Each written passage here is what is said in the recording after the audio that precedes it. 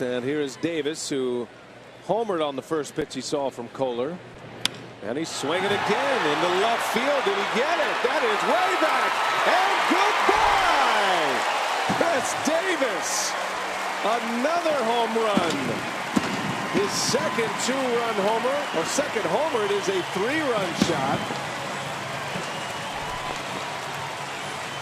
And just like that, we are tied at 5. How about it? Well, yet another multi-home run game for Khris Davis. That's 3 now in 2 weeks.